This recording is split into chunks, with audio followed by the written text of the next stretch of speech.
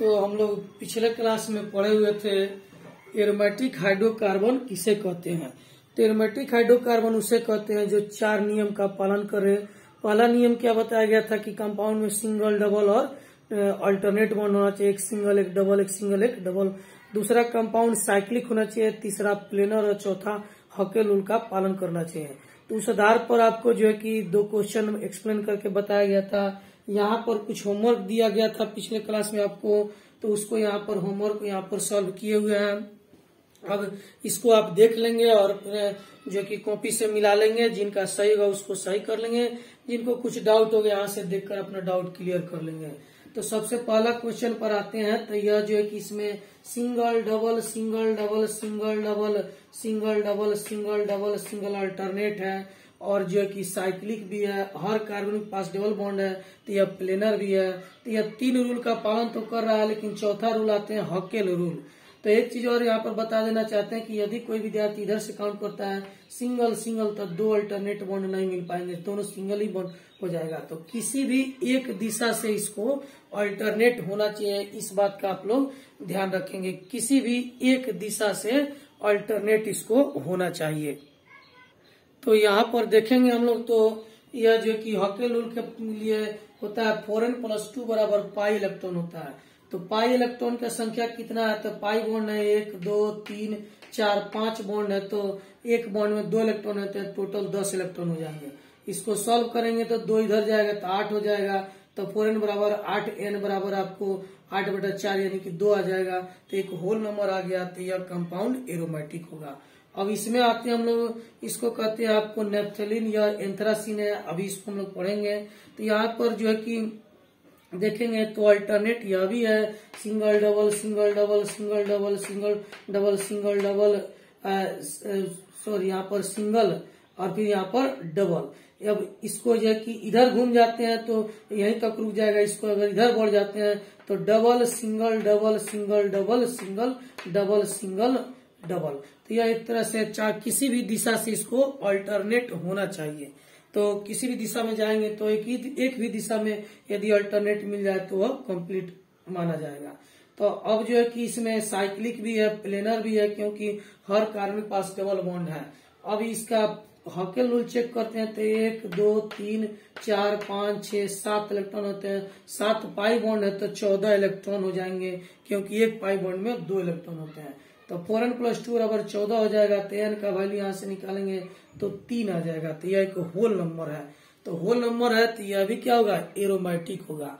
अब आते हैं यहाँ पर हम लोग देखते हैं इस क्वेश्चन में, तो इसमें भी single double single double single double single alternate है। इधर से जाएंगे तो अल्टरनेट नहीं होगा, किसी एक दिशा से अल्टरनेट होना चाहिए। तो पहला रूल पालन कर रहा है, दूसरा रूल साइक्लिक भी है और चौथा रूल हॉकेल के अनुसार इसका है 3 पाई बॉन्ड है, 1 2 3 इलेक्ट्रॉन हो जाएंगे 6, n का वैल्यू 1। तो हॉकेल रूल का भी पालन कर रहा है। लेकिन एक दूसरा रूल है इसका, सॉरी तीसरा रूल है जो प्लेनर होना चाहिए, वह प्लेनर नहीं है, क्योंकि यहाँ जो कार्बन है इसके दोनों तरफ सिंगल बॉन्ड है, इसका ऑर्डिनेशन sp3 होगा, यह प्लेनर नहीं होगा। प्लेनर तभी होता है जब इस कार्बन के पास भी जो है कि आपको डबल बॉन्ड होते हैं।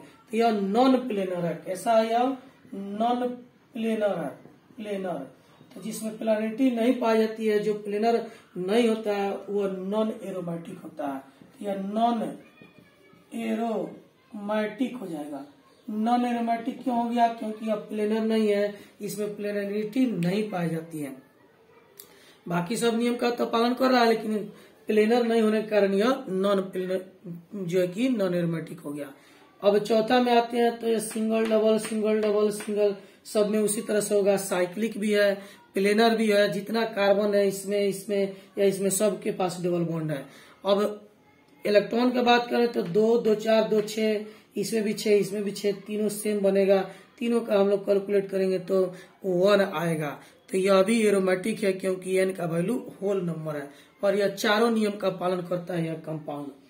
अब आते हैं 5वां में, तो यहाँ पर देखेंगे तो यह डबल बॉन्ड है, कार्बन है, यह प्लेनर होगा। साइक्लिक भी है, सिंगल डबल सिंगल अल्टरनेट भी है। इधर से जाएंगे सिंगल सिंगल अल्टरनेट नहीं होगा, लेकिन इधर से घूमेंगे तो अल्टरनेट हो जाएगा। किसी भी एक दिशा से अल्टरनेट होना चाहिए। n का वैल्यू निकालेंगे तो इसमें एक पाई बॉन्ड है तो 2 इलेक्ट्रॉन होंगे, n का वैल्यू 0 आ जाएगा, यह कंपाउंड एरोमेटिक होगा। इसमें आते हैं तो यह कंपाउंड नॉन एरोमेटिक है। क्यों? क्योंकि पाई इलेक्ट्रॉन इसमें 2 इसमें और 2 माइनस चार्ज का इलेक्ट्रॉन, माइनस चार्ज का मतलब 2 इलेक्ट्रॉन होता है तो 4 हो जाएगा, n का वैल्यू 1/2 आ जा रहा है। इस कारण यह हॉकेल रूल का पालन नहीं कर रहा है। दूसरा, यह और यह कार्बन तो प्लेनर है, लेकिन यहाँ जो कार्बन है वह प्लेनर नहीं है, यह नॉन प्लेनर कार्बन है, नॉन प्लेनर कार्बन है, इसीलिए यह नॉन एरोमेटिक हो जाएगा। तो आप यहाँ पर देखेंगे कि यह नॉन एरोमेटिक क्यों हुआ, क्योंकि वह माइनस चार्ज जो जिस पर कार्बन पर पाया जाता है उसमें प्लेनरिटी नहीं पाई जाती है। तो यह क्वेश्चन आपको एरोमेटिक से आपको दिया गया था एक्सरसाइज में, इसको बनाने के लिए कि आप इसको बनाकर समझे कि किसे एरोमेटिक कहते हैं और किसे नॉन एरोमेटिक। तो एरोमेटिसिटी हम लोग पढ़ लिए, कैसे इसको चेक करते हैं यह भी देख लिए, कुछ क्वेश्चन भी बना लिए। अब आइए हम लोग अगला टॉपिक का शुरू करते हैं, पॉलीन्यूक्लियर। तो इसको मिटाते हैं और नया टॉपिक शुरू करते हैं, पॉलीन्यूक्लियर। हम लोग अब नया टॉपिक शुरू करने जा रहे हैं, पॉलीन्यूक्लियर। तो पॉलीन्यूक्लियर किसे कहते हैं, आइए इसको हम लोग देखते हैं क्या होता है पॉलीन्यूक्लियर। पॉलीन्यूक्लियर तो एक नया टॉपिक है, तो इसमें 2 टर्म है, एक पॉली और दूसरा क्या है, न्यूक्लियर है। तो ऐसा कंपाउंड जिसमें 2 या 2 से अधिक न्यूक्लियस पाए जाते हैं उसे पॉलीन्यूक्लियर हाइड्रोकार्बन कहते हैं। अब इंग्लिश वाले क्या लिखेंगे, the types of cyclic compound contain 2 और more than 2 nucleus are called polynuclear cyclic hydrocarbon. तो पॉली का मतलब ही होता है आपको 2 और मोर देन 2 और न्यूक्लियर का मतलब होता है न्यूक्लियस। तो यह जो कि आपको इसके नाम में इसका डिफिनीशन छुपा हुआ है कि पॉलीन्यूक्लियर किसे कहेंगे, तो उसमें जिसमें 2 या 2 से अधिक न्यूक्लियस पाए जाते हैं वैसे कंपाउंड को हम लोग पॉलीन्यूक्लियर कहते हैं। तो यह जो कंपाउंड हमारे सिलेबस में नहीं है, इसको हम लोग को नहीं पढ़ना है, सिर्फ जानकारी के लिए इसको जानना है कि पहचानना सीखना है कि पॉलीन्यूक्लियर किस तरह के कंपाउंड को हम लोग कहते हैं। ठीक उसी तरह जैसे कि बेंजीन, जो हम लोग को मैट्रिक में बेंजीन के बारे में थोड़ा सा जानकारी दिया गया था, लेकिन डिटेल उसका केमिकल फिजिकल प्रॉपर्टी और रिएक्शन यहाँ पर आईएससी में पढ़ना है। उसी तरह यह पॉलीन्यूक्लियर और हेट्रोसाइक्लिक, आगे पढ़ेंगे हम लोग हेट्रोसाइक्लिक। तो पॉलीन्यूक्लियर और हेट्रोसाइक्लिक दोनों के बारे में सिर्फ हम लोग को जानना है कि किसे कहते हैं और 2 एग्जाम्पल देखना है। इसके बारे में डिटेल हम लोग को पॉलीन्यूक्लियर और हेट्रोसाइक्लिक के बारे में आगे की क्लास में हम लोग को मिलेगा, जो कि आईएससी के बाद हम लोग पढ़ेंगे। यहाँ पर सिर्फ जानना है, पहचानना सीखना है कि किस तरह कंपाउंड को पॉलीन्यूक्लियर कहते हैं और किस तरह कंपाउंड को हेट्रोसाइक्लिक कहते हैं। तो आइए पहले पॉलीन्यूक्लियर देख लेते हैं, उसके बाद हेट्रोसाइक्लिक देखेंगे। तो पॉलीन्यूक्लियर का डिफिनीशन आपको बता दिया गया। अब इसका एग्जाम्पल यहाँ पर देते हैं। पहला एग्जाम्पल, यहाँ पर एक कंपाउंड हम बना रहे हैं, इसमें जो है कि 2 जो है बेंजीन रिंग आपस में आकर फ्यूज कर चुके हैं। तो यह जो है कि इसमें आप देखेंगे तो 2 न्यूक्लियस यानी केंद्रक हो गया, एक यह और एक यह। तो इस तरह के कंपाउंड को हम लोग पॉलीन्यूक्लियर कहेंगे, जिसमें 2 न्यूक्लियस पाया जाता है। इसका नाम होता है नेफ्थलीन। नेफ्थलीन इसको हम लोग कहते हैं। बस हम लोग को जानना है कि 2 बेंजीन आपस में जुड़े तो उसे नेफ्थलीन कहा जाता है। बाकी इसके बारे में डिटेल हम लोग को अगले क्लास में मिलेगा। अब आते हैं दूसरा, हम लोग देखते हैं यहाँ पर एक बेंजीन रिंग यहाँ पर हम लोग बनाते हैं। तो यह इस बेंजीन रिंग में एक ही न्यूक्लियस यहाँ पर हमको दिखाई दे रहा है, लेकिन यदि इसमें 2 और रिंग आकर के फ्यूज कर जाए तो इसमें जो है कि आपको देखेंगे तो 3 न्यूक्लियस हो गया, 1, 2 और 3 न्यूक्लियस, 3 केंद्रक हो गया।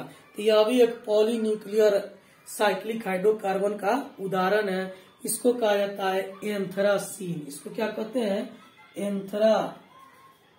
एंथ्रासीन कहते हैं इसको।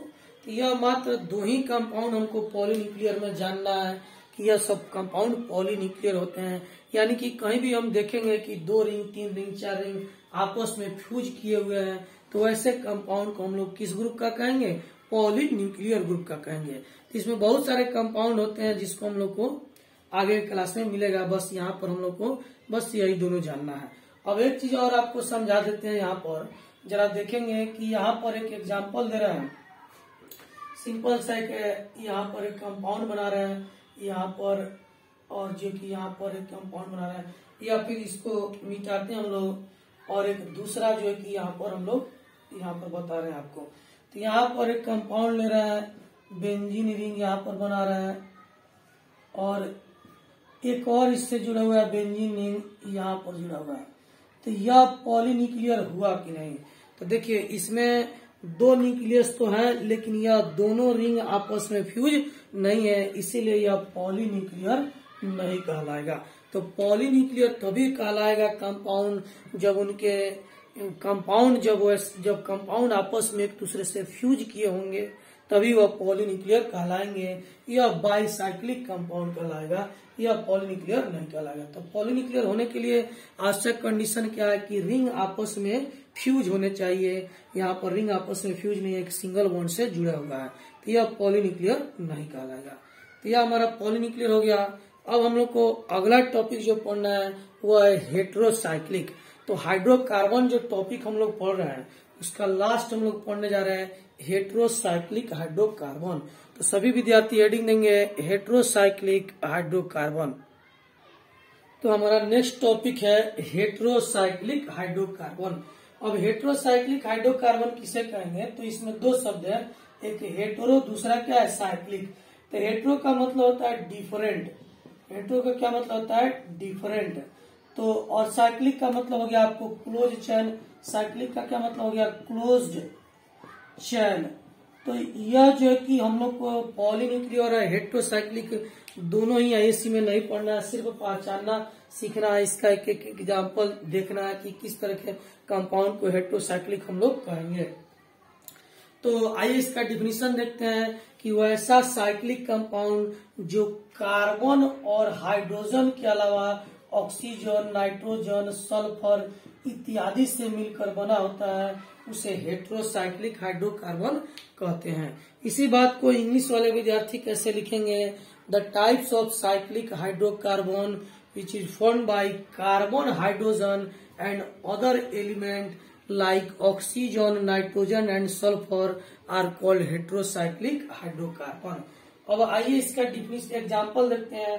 तो पहला जो एग्जांपल यहाँ पर हम लोग लेते हैं, यहाँ पर नाइट्रोजन रखते हैं और यहाँ पर जो है कि कार्बन कार्बन कार्बन कार्बन, इन सभी जगह हाइड्रोजन रहता है, तभी कार्बन का 4 बॉन्ड पूरा हो पाएगा।